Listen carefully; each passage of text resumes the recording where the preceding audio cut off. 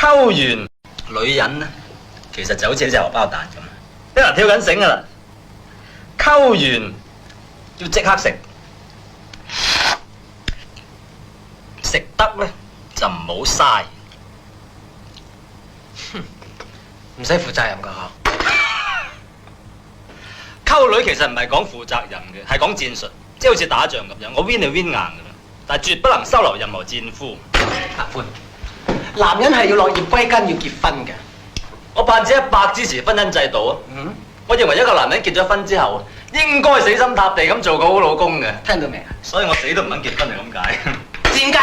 係淫蕩。你方你唔係啊！一個你又住家飯就唔食要食外賣，你又仲衰乜嘢狗屎垃圾你都執落口，你睇下你啊成個雞蟲咁樣，你顧住發雞瘟啊你！我唔明點解你連一啲道德觀念都冇，唔使受精操嘅咩吓？咁你又唔結婚，生仔好痛㗎。女人咧，其實就好似呢隻荷包蛋咁，啲人跳緊繩噶啦，溝完要即刻食，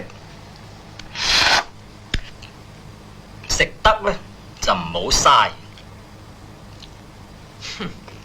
唔使負責任㗎嗬。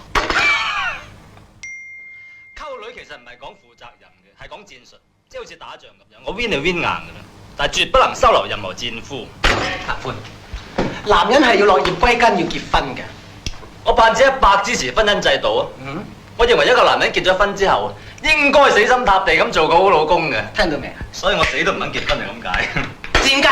係淫蕩。你方你唔係啊！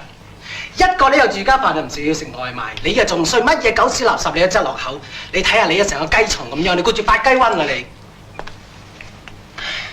我唔明點解你連一啲道德觀念都冇，唔使受精操嘅咩吓？咁你又唔結婚，生仔好痛㗎。女人